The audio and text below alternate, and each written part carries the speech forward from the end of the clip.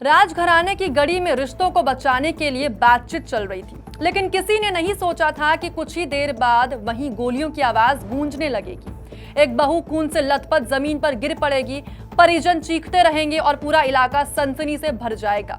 यह घटनाक्रम मध्य प्रदेश के सतना में नागौद राजघराने की है, जो अब पूरे प्रदेश में चर्चा का विषय बन चुका है।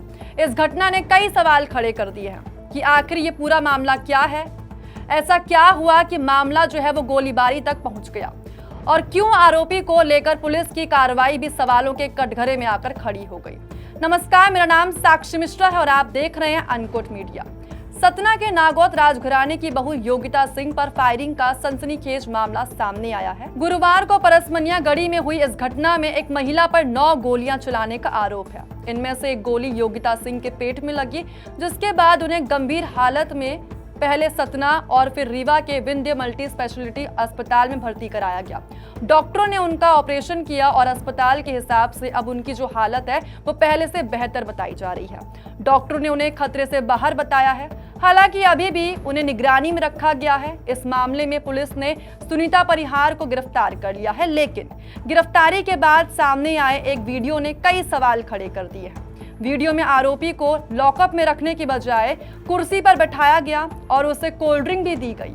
वीडियो वायरल होने के बाद पुलिस पर कई सवाल उठे और लोग पूछ रहे हैं कि आखिर एक गंभीर मामले के आरोपी के साथ ऐसा व्यवहार क्यों किया गया।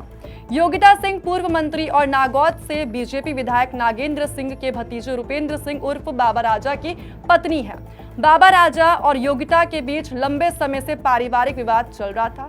इसी विवाद को सुलझाने के लिए योगिता के माता पिता, भाई और बाकी परिजन राजस्थान के उदयपुर से नागौद पहुंचे थे। गुरुवार को परसमनिया गढ़ी में दोनों पक्षों के बीच बातचीत चल रही थी, लेकिन इसी समय माहौल बिगड़ गया और विवाद जो है वो इतना बढ़ गया कि मामला हिंसा तक पहुंच गया। योगिता की मां नरेंद्र कुमारी ने पूरे मामले में गंभीर आरोप लगाए। उनका कहना है कि गढ़ी में मौजूद सुनीता परिहार नाम की महिला ने 9 फायर किए। साथ ही उनके दामाद रुपेंद्र सिंह उर्फ बाबा राजा लगातार मारो मारो कह रहे थे। आरोप ये भी लग रहे हैं कि एक गोली योगिता के पेट में लगी और वह गंभीर रूप से घायल होकर जमीन पर गिर पड़ी। नरेंद्र कुमारी का कहना है कि बाबा राजा पिछले करीब 7 साल से सुनीता परिहार को अपने साथ रखे हुए हैं। उनके हिसाब से बेटी के ससुर के निधन के बाद सुनीता गढ़ी में रहने लगी थी। परिवार सिर्फ बातचीत और समझौते के लिए वहां पहुंचा था, लेकिन हालात अचानक हिंसक में बदल गए। नरेंद्र कुमारी ने यह भी आरोप लगाया कि पिछले साल सुनीता परिहार 2 बार उनकी बेटी योगिता के गले पर बैठ गई थी। उनका कहना है कि घटना वाले दिन दामाद ने बेटी को धक्का देकर बाहर निकाल दिया और दरवाजा बंद कर दिया। इसके बाद खिड़की से फायरिंग की गई। हालांकि इन आरोपों की पुष्टि जांच के बाद ही हो पाएगी और पुलिस पूरे मामले की जांच कर रही है। उधर जैसे ही योगिता को गोली लगी, उनके परिजनों का गुस्सा फूट पड़ा। गुस्साए परिजनों ने बाबा राजा की जमकर पिटाई कर दी। गढ़ी में मौजूद अन्य लोगों ने बीच बचाव कर सिचुएशन को संभाला। काफी देर तक वहां तनाव का माहौल बना रहा, जिसके बाद लोगों ने परिजनों को शांत कराया। घटनाक्रम के बाद पूरे इलाके में चर्चा का माहौल बन गया और बड़ी संख्या में लोग जानकारी लेने के लिए जुटने लगे। राज परिवार से जुड़े लोगों का कहना है कि बाबा राजा और योगिता के बीच लंबे समय से अनबन चल रही थी और यही कारण था कि योगिता कई सालों से परसमनिया गढ़ी छोड़कर नागौद किले में रह रही थी। हाल ही में उनके परिजन उदयपुर से नागौद पहुंचे थे और उन्हें साथ लेकर परसमनिया गढ़ी गए थे, जहां पहले से बाबा राजा और सुनीता मौजूद थे। इसी मुलाकात के समय विवाद बढ़ा और मामला गोलीबारी तक पहुंच गया। इस घटनाक्रम के बाद परसमनिया गढ़ी और आसपास के इलाके में पुलिस बल तैनात कर दिया गया है। पुलिस ने घटना में इस्तेमाल लाइसेंसी राइफल भी जब्त कर ली है। अधिकारियों का इसको लेकर कहना है कि फायरिंग किन परिस्थितियों में हुई, गोली कैसे चली और इसके पीछे क्या वजह है, इसकी हर पहलू से जांच की जा रही है।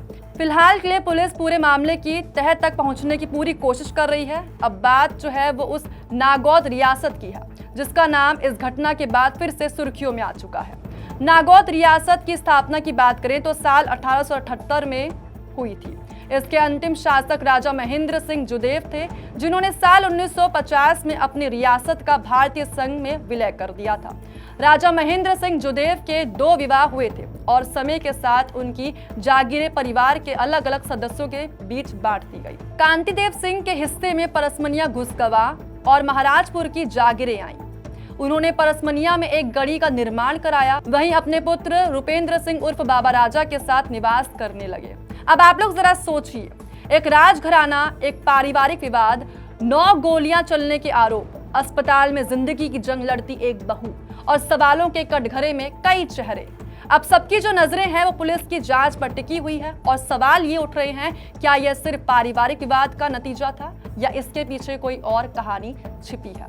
इसका जवाब खैर जांच पूरी होने के बाद ही सामने आएगा। फिलहाल के लिए पूरे इलाके में इस गोलीकांड की चर्चा है और हर कोई जानना चाहता है कि आखिर उस गढ़ी में ऐसा क्या हुआ जिसने एक पारिवारिक विवाद को खून खराबे में बदल दिया। आपका क्या कहना है? कमेंट में अपनी राय जरूर बताइएगा और ऐसे ही देखते रहें अनकोट मीडिया को। धन्यवाद।